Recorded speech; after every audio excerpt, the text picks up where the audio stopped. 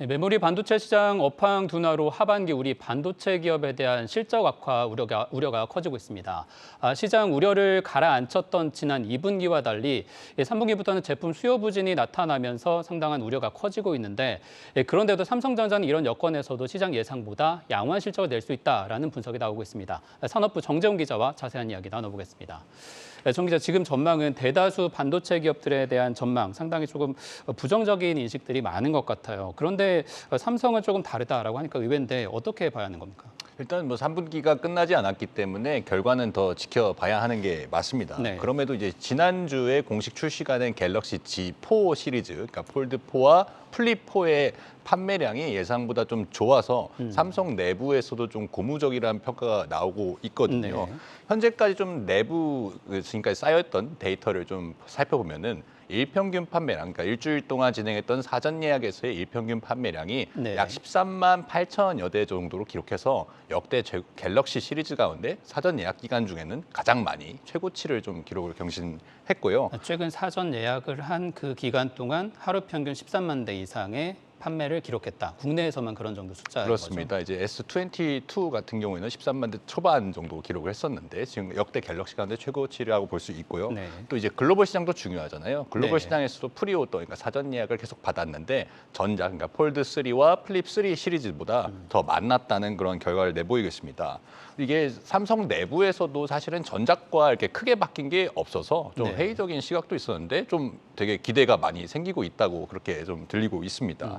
이 원자재 값이 상승함에도 불구하고 이제 전작과 가격을 거의 동결시켰지만 이 폴더블폰 수익성이 그래도 좀 남는 제품이거든요. 고가의 제품이기 때문이죠. 네. 그래서 삼성전자의 무선 사업부 한 분기 영업이익을 좀 주목해 볼 필요가 있습니다. 삼성전자 같은 경우에는 2021년 1분기, 그러니까 지난해 1분기 이후에 영업이익이 무선 사업이 4조 원을 넘었던 적이 없습니다. 지금 막대 그래프에서 네. 볼 수 있는 것처럼 왔다 갔다 하고 있는데, 그러니까 올해 3분기에 이 4조 원을 넘게 되면은 어떻게 보면 지금 폴더블폰 판매량에 어떤 청신호가 켜져 있다고 볼 수 있어서요.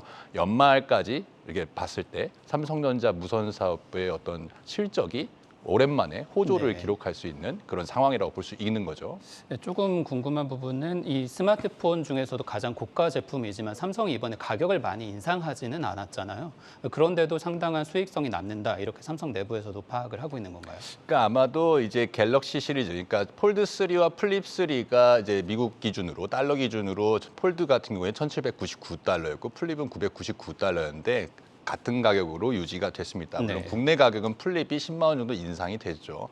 그러니까 부품 가격이 사실은 인상이 되고 또 일부 전작보다 이제 스마트폰이 업그레이드가 됐기 때문에 원가 비중은 조금 더 올라갔을 거라는 게 어제 업계의 분석인데요. 네. 근데 삼성전자로서 이번에 가격 정책을 그렇게 정한 것은 어쨌든 너무 그 가격 저항선을 올려버리면 소비자 구매 심리를 내릴 수 있기 때문에 오히려 일단 판매가 줄어들 수 판매를 있는. 좀 더 늘리는 선에서 어느 정도의 수익성을 확보하는 전략으로 갔기 때문에 지금 가격 정책이 좀 유효했다는 평가도 나오고 있거든요. 실제로 판매량으로 그걸 좀 증명해낸 셈이고요.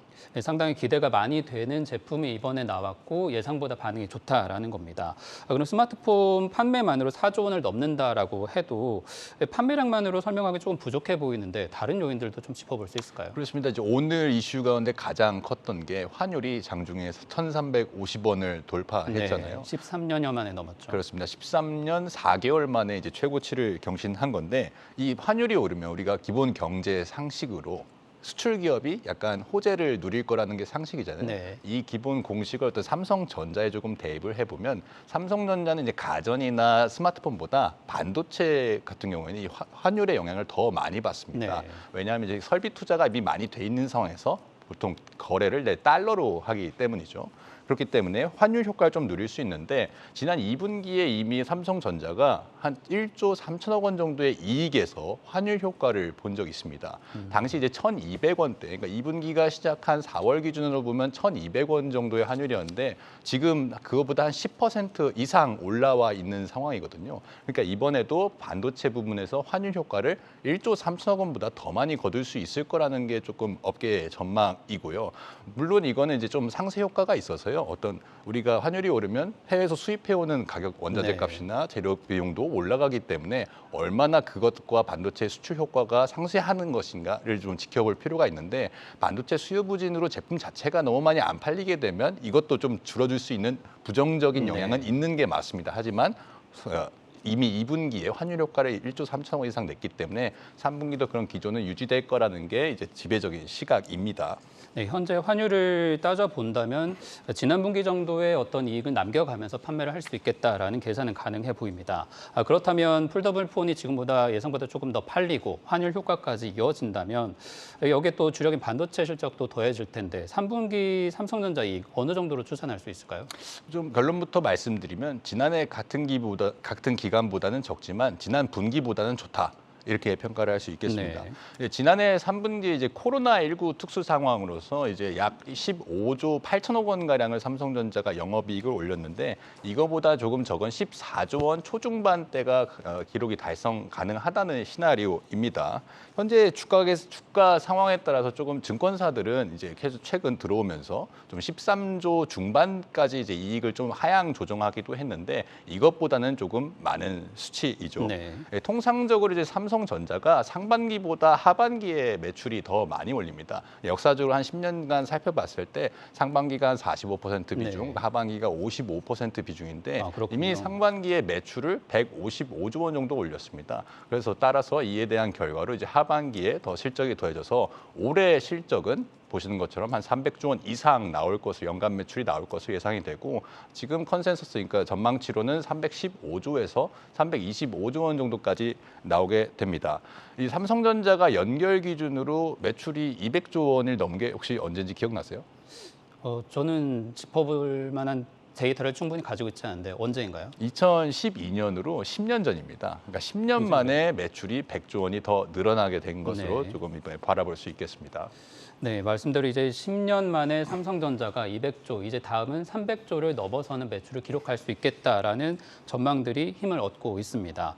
그런데 중요한 것은 매출이 아니라 실제로 손에 쥐는 현금이잖아요. 이 영업이익 부분에서 삼성전자가 좀 애플 정도까지는 아니어도 어느 정도는 이익률을 남겨야 될 텐데 지금 기대하는 것은 올해 초만 해도 영업이익 60조 원 정도는 가능하지 않겠느냐라는 전망도 있었어요. 이 부분은 어떻게 될까요? 그러니까 올 초만 해도 이제 코로나19 특수가 계속 이어지고 있고 뭐 우크라이나 사태라든지 뭐 인플레이션이라든지 이런 것들이 전혀 우려가 되지 않았던 상황이기 때문에 네. 영업이 60조 원을 무난하게 돌파할 거라는 그런 예상이 있었습니다. 하지만 지금 상황에서는 그건 좀 힘들게 됐고요. 정말 낙관적으로 바라봤을 때 작년 그러니까 지난해 수준이었던 한 50조 원 초반 또는 그거보다 조금 높은 중반까지 기록을 할 것으로 예상이 됩니다.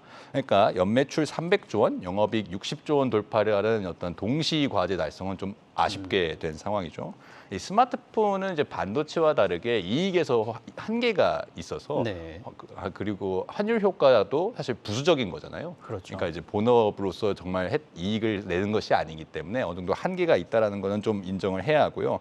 어디까지나 현재 이제 반도체가 이익에서 많은 비중을 차지하고 있기 때문에 메모리 가격 하락세가 이제 3분기부터 본격적으로 시작이 되고 네. 있거든요. 그러니까 지금 삼성전자는 내부적으로 약간 비상 경영 체제, 특히 메모리 부분은 비상 체제라고 지금 강조를 하고 있는데 실제 세계 반도체 시장 통계 기구 자료를 따르면 전 세계 반도체 시장 성장률을 이제 16.3% 이게 6월 전망치였는데 두 달 만에 13.9%로 2.4%포인트 좀 낮춰 잡았고요. 이미 이제 곧 있으면 이제 8월 이제 메모리 가격세도 나올 텐데 7월 달에 이제 D램 가격도 두 자릿수 이상 네. 이제 하락을 했고 낸드 플래시도 계속 유지를 하다가 6월부터 이제 3.3% 이상 하락을 하는 모습을 계속해서 보이고 있습니다. 지금 보이는 표가 반도체 D램과 낸드 각각의 가격 하락폭인 거죠? 월별로. 그렇습니다. 이제 평균 판매 가격을 낸 건데 지금 7월 한 분기로 들어올수록 점점 가격 하락세가 심해지고 있다는 것을 네. 이제 표로 확인을 할 수 있고요.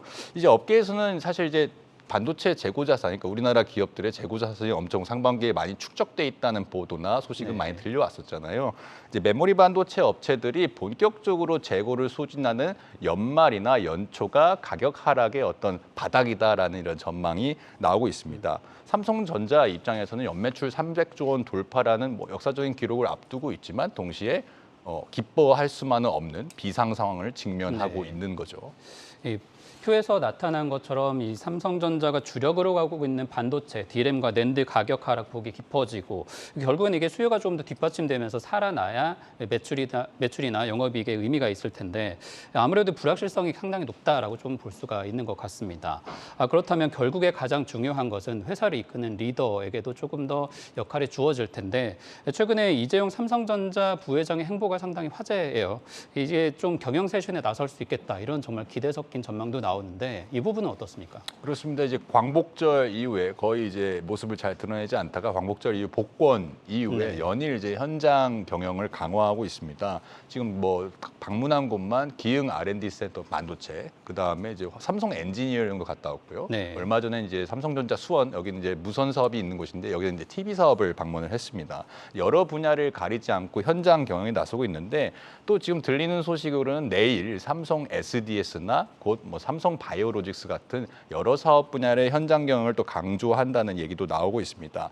대외적으로 이런 일정들을 다 공개하고 있는 만큼 곧 경영 비전, 그러니까 쇄신 방안을 좀 발표할 거라는 예측도 시장에서는 나오고 있는 게 사실이고요. 지금 현재 상황에서 좀 눈여겨볼 점은 추석 전후로 해가지고 연휴 전후로 미국 출장을 갈지 어떤 여부입니다. 윤석열 대통령이 이제 유엔 청회 참석차 미국에 출장을 이제 출국을 예정돼 있는데 여기서 이제 미국 바이든 대통령과 만나서 지금 텍사스주 테일러시에 지금 땅만 파놓고 아무것도 안 하고 있는 공사를 준비하고 있는 테일러시 파운드리 공장 착공식을 개최할 가능성이 좀 높은데요. 여기서 어떻게 보면은 지난번에 평택에서 만나서 반도체 공사 만나서 만났던 3인방인 만큼 미국에서 또 만나서 어떤 의미 있는 발표를 할 수 있을 거라는 그런 얘기가 나오고 있고요. 또 하나 재밌는 건 이제 마누라 자식 빼고 다 바꿔라 했던 고 이건희 회장의 신경영선언, 이게 30년 전에 1993년에 이제 프랑크푸르트 선언이라고 하는데 이게 곧 30주년이 됩니다. 그러니까 이재용 부회장으로서는 자신만의 어떤 경영 메시지를 발표할 시점이 어떻게 보면 점점 다가오고 있다라고 이렇게 좀 얘기가 나오고요. 항상 이제 실적은 잘 나오지만 삼성전자가 조금 아쉽게, 그러니까 시장에서든 소비자든 조금 경영 관점에서 바라보든 좀 아쉽게 느껴지는 부분이 상상력을 펼치게 만드는 어떤 꿈의 영역이라고 해야 돼. 현대자동차 같은 경우에는 UAM이 있고 애플은 애플카가 있잖아요. 그럼 삼성전자의 미래 사업은 뭔데 하면 딱 눈에 띄는 게 없거든요. 그러니까 이재용 부회장이 이런 시점에서 그런 어떤 대형 M&A나 신사업을 추진할 거라는 그런 예상이 나오고 있습니다. 네, 잘 들었습니다. 산업부 정재훈 기자였습니다.